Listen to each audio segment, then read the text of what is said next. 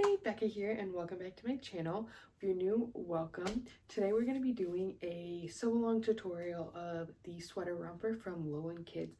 I love this pattern. It is so cute.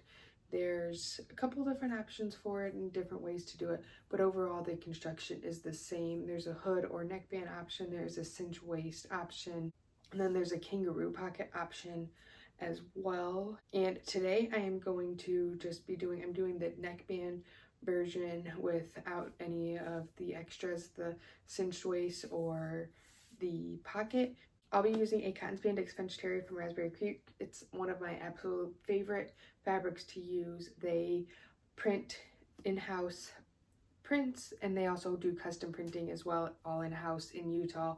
And I believe all of their fabric is also milled in the USA, which is amazing. I will drop a link down below. It is one of my affiliate links, so I would love if you want to shop there as a little thank you to use my link. I do get a little kickback from that, and it doesn't cost you anything to use. So like I said, I will put that down below. I'll also put a link to the pattern, and there'll be some other links of anything else that I use or recommend in the description. In this description, I will also break it down into the different parts of the video, and then you can just click on what you need and jump it through the video if you're looking for a certain part. Now, the other thing, I kind of just sew this up in the order that I want to do it. I'll talk about a couple different things, but I can't guarantee that this is going to follow the tutorial. This video is all done by me on my time, on my dime, so I just sew it up in the best way that I see fit. Sometimes that matches the tutorial, sometimes it doesn't, and that's okay. There's all kinds of different ways to get one end result in sewing, and that's the great thing about sewing. So my hope is that one, this helps you sew up your sweater romper, and two, maybe teaches you a new technique that you didn't know or that will work a little bit better for you, or maybe you find something that doesn't work for you. That it always happens too. You know, you find something that you're like, nope, never doing it that way again, and that is perfectly fine. But we are going to jump right into the sweater romper, so let's get to it.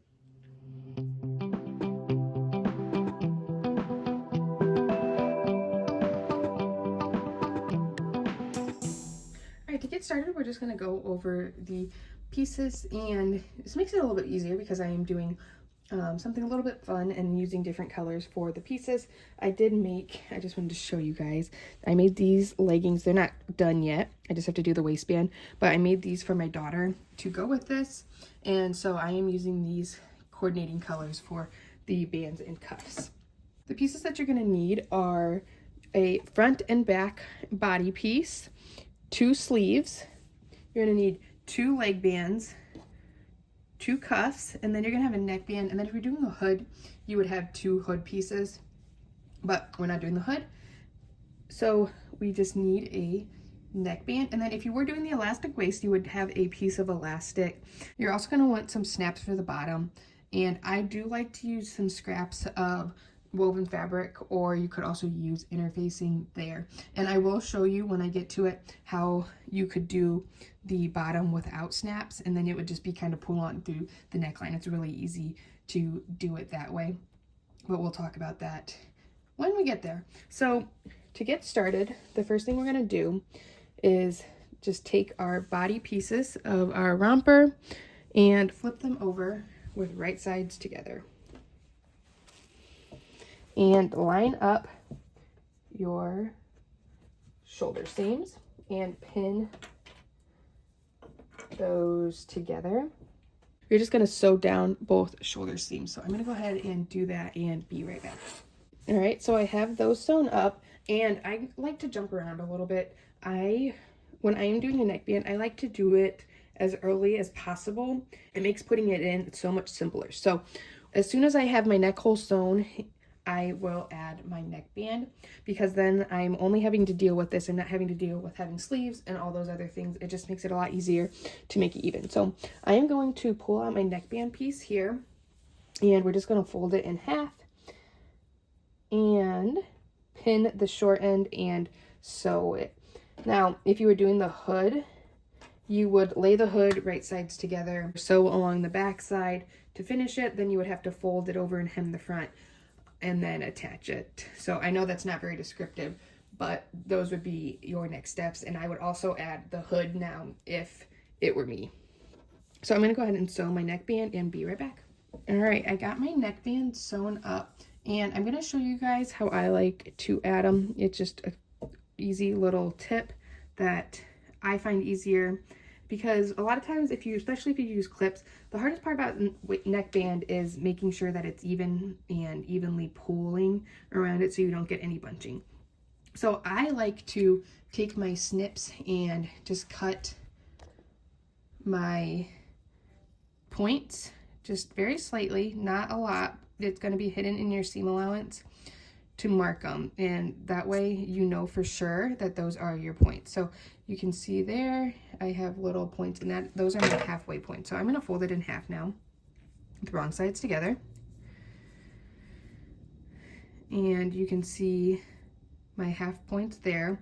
And now I'm going to find my quarter points by matching up those notches that I just made with my seam, and I'm going to line up those edges, and right at that fold I am just going to put a little snip in it and do the same thing on the other side.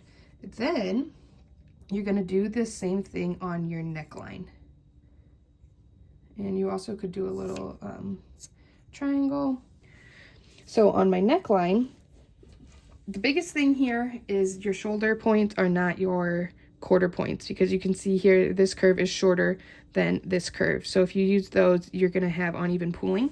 So I start with my front and back. And again, I'm just going to take a little V out of it there, and then match up those points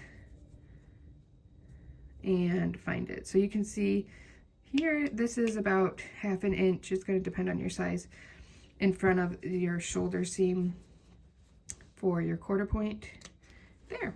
And so now I will take my neckband and some clips, and I put my seam at my center back. You can put it wherever you want, but that's my personal preference. Put it there, and then match up those other quarter points.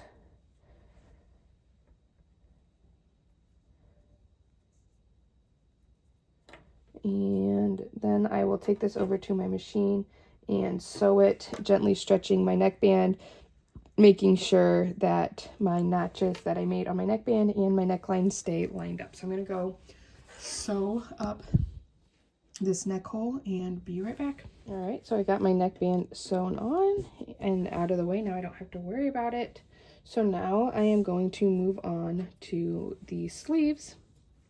So you're going to open up your romper, and you're going to take one sleeve, and I like to fold them in half with wrong sides together.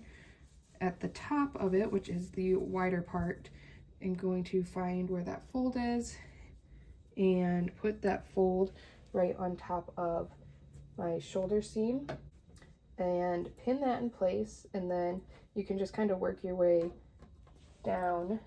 This is a 12-month, so it is a little bit smaller, just for reference. And then work your other way down, and you want the tip of your sleeve to match up to this tip of your armhole. And then you are just going to sew down the sleeve, and then you will repeat that same step for your other sleeve. So I'm going to go ahead and sew on both those sleeves and be right back.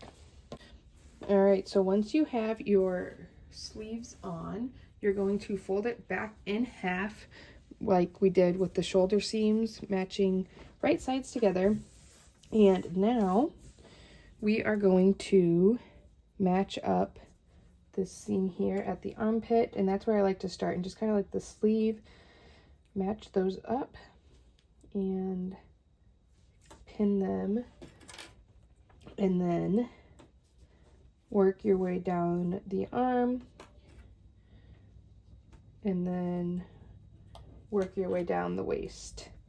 So one thing that I will say here, for smaller sizes, like especially if you're doing a newborn or 3 months, something like that, putting your cuff on can be really hard, and I know we're not to that part here, but if you were doing a smaller size, what I recommend is before we get to this step here, when your sleeve is open like this, you're going to leave your sleeve open, and then you're going to take your cuff and just fold it in half with right sides together like so, and match up one end.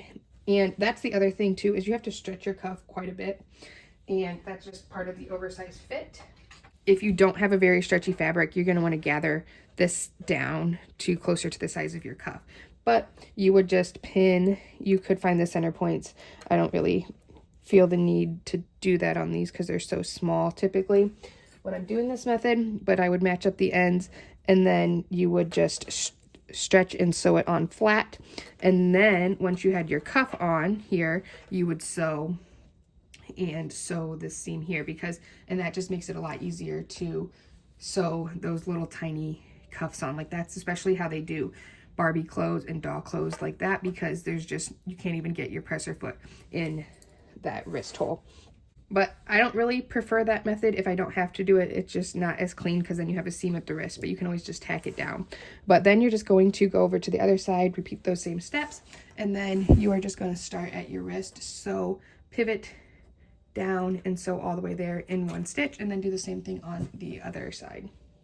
All right, we have what now looks pretty much like a romper. We have it all pulled together. So now we're going to do the cuffs the normal way. So again, if you needed to, put a gathering stitch in your wrist and gather those slightly. But we're going to take our cuffs, and you're just going to fold them in half with right sides together. You're going to match up the shorter end of your cuffs,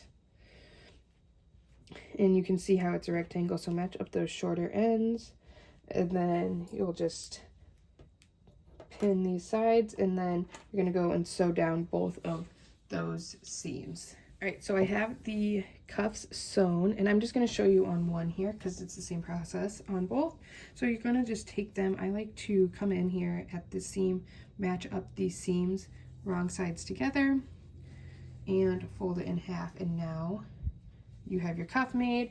And then I will put a pin right at those seams to hold it together, and then I also find that halfway point, and then I take where my seam is and my wrist of my sleeve, and I put my cuff in there and match up my seams. And I like to nest my seams, which means the seams of my cuff are going that way and the seam of my sleeve is going that way, and that kind of helps distribute the bulkiness of this seam here. And then I find the center point of my sleeve and match it there. So you can just see how much bigger the sleeve is than your cuff. So if you don't have a super stretchy material, you're going to need to gather that down to closer to the size of your cuff, but otherwise you're just going to stretch that cuff as you sew, and that'll kind of gather your wrist of your sleeve in as well as you go. So I'm going to go sew this one on, sew the other sleeve, and then be right back. All right, so once you have the cuffs on, you can see here I did them on both sleeves. And so now we just have to finish up the leg bands and the placket. Now, here is where, if you weren't doing the placket and you just wanted to be able to pull on through the neckband, one, I would say make sure that you're using a very stretchy fabric. If you're using a stiffer fabric that doesn't have a ton of stretch and recovery, it's not going to work very well. It's either going to not go on by slipping it on through the neck hole, or you're going to really stretch out the neckline and it's not going to look very nice once it's on. So if you've thought about those things, then down here what you're going to do is you can kind of see how these at the bottom come in and then veer out and make kind of this angle here, and there's that divot. So what you're going to do is, from this point where it comes in, where it's kind of pointed, you're going to measure down 1/4 of an inch and then just chop off this bottom. You're going to do the same on the top piece, and then you're going to just match them up and sew that seam. Then for the leg bands, what you would do is you would just fold them and attach them just like you did with the neckband. Now, the same thing as the cuffs, the leg bands are quite a bit smaller than the leg hole. So if your leg band doesn't stretch enough, then you're going to have to gather this before you attach it. But now we're going to do it with the snap placket, and the same thing applies here. If you need to gather this in, then go ahead and do that just a little bit, because you can see here just how much longer this leg opening is than your band. But I am using a very stretchy cotton spandex here, and I don't ever have issues with it fitting. So what we're going to do here is we're going to fold our band in half with fold our band in half with wrong sides together, and then we're just going to match up this raw edge along the side, and then I fold it in half here just to find that center point. So from that center point, we are going to take the raw edge of our center point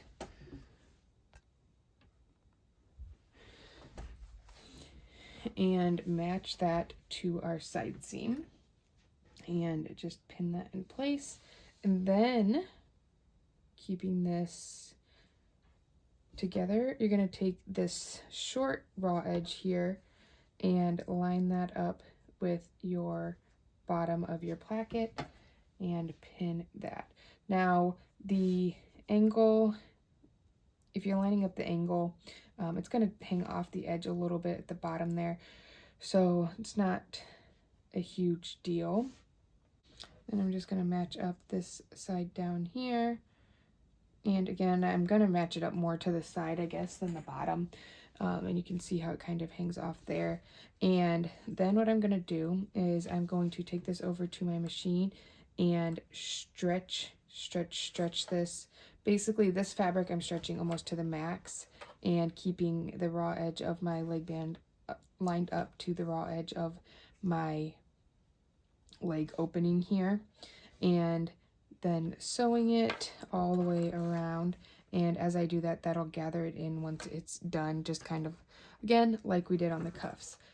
And once we do that, you're going to just take your other leg band and repeat those same steps on this side here. So I'm going to go ahead and sew both of these leg bands on and be right back. All right, so I have the leg band sewn on, and I'm going to just turn this out here so you can see how it has kind of gathered it in a little bit just naturally with pulling it and me not having to do anything. And that is what is supposed to happen if your fabric is stretchy enough. So now we basically just have to finish up our placket. And so what I like to do is I take my seams and just kind of fold them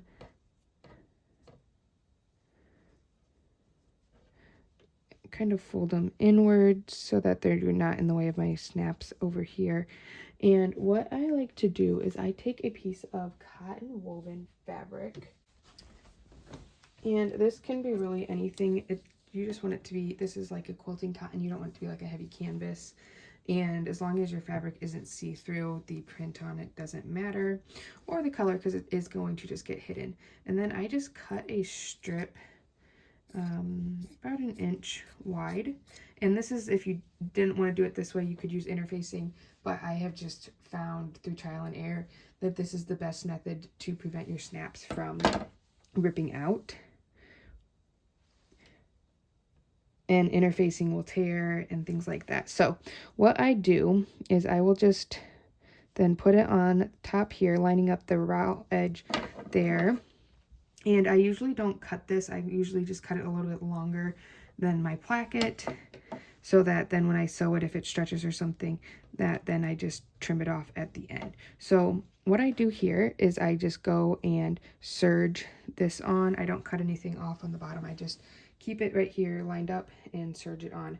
You could also do that if you were doing interfacing. You could serge this edge, as it's going to be exposed once it's going to be exposed when you're done. So then that way it's not just left as a raw edge. So I am going to serge this on, and I'm actually going to do the front placket as well while I'm at it. All right, so I have those sewn on, and you can see how this is my selvage, so I'm not really concerned about this side. And you can see how I started it a little bit inside of my leg band there, just so that it wasn't sticking out. And then over here, I did pull it up a little bit before I got to the edge so that it wasn't sticking out. And then I just used my pinking shears. You could serge this edge if you wanted to as well, or just cut it with regular scissors, but pinking shears will keep it from fraying. And trim off that tail. And it's not really concerned because, like I said, you're going to fold this up and it's going to get enclosed, so it doesn't really matter. And then I'm going to just trim this tail as well. Just make sure you don't cut your leg band on accident when you're doing this.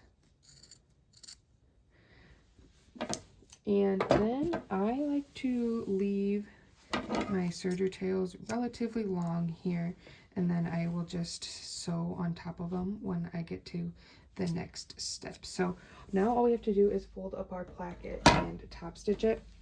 So you're just going to fold it up and top stitch it. Your fold should be right at that angled point, and that's why we had that V where I told you that you're going to cut off, and because it just reflects the opening, and then it will line up nicely. So you're just going to fold it, and you want your leg band edges lined up, and I'm just going to put a pin in it here. And then, like I said, with our tails, I'm just going to tuck it under my serging seam there, and then come over to this side and do the same thing, tuck it under, and then pin this one down, and then I'll just kind of roll down here. And then you're just going to take this over to your sewing machine, and you can use a straight stitch. I usually just use a straight stitch and top stitch this down. Now, if you don't have a sewing machine and you wanted to be able to do this on all of a serger, you could just leave this. If you just put your snaps in, it would hold this up. It's not going to, it would flap a little bit, but it's going to all be on the inside, so it's not a major issue. But if you do have a sewing machine, you should sew this down if you can. So I'm going to go ahead and sew this down, and then add my snaps, and then we are done. Alright, so once you top stitch your placket and get those snaps added on, your sweater romper is done, and I am obsessed. I love these, especially on the little kiddos. This pattern I think only goes up to a 5, which most kids aren't going to be wearing a romper past that time. Even for me, like 3 was kind of my time where I stopped putting rompers on my kiddos, but to each their own, with leggings and things that they are cute as well. And I am obsessed with how this turned out. I will pop up a picture of my daughter in it. I made the Lowland rib leggings, and that is a free pattern, and I put dino spikes on it to wear. I did make a little tutorial on my Instagram of how I made the dino spikes and put them on, so I will put that link down below if you are interested. Super easy to do, and it doesn't really take too long, but I just love this. And the other thing I've also seen is that people will sometimes cut off the legs and then make it a sweater by putting a band on it. So that is another great option, especially because this is so oversized. Typically, the kiddos are getting too long for it before they're getting too wide for it. And so if you wanted to get a little bit more wear out of it, once your kiddo is too long for it, you could always cut off the legs and then add a leg band, and then it could be a sweatshirt, which is a fun option for this as well. But other than that, we have finished our sweater romper, and I hope that this video was helpful, helping you sew up your sweater romper. If you have any questions about this pattern, sewing, fabric, anything, feel free to leave a comment down below, and I would be happy to help. You can also find me on Instagram. It's @Sewbex. It's SEWBEXX, and you can reach out to me there as well, or just follow along on anything else that I'm working on. Thanks for watching.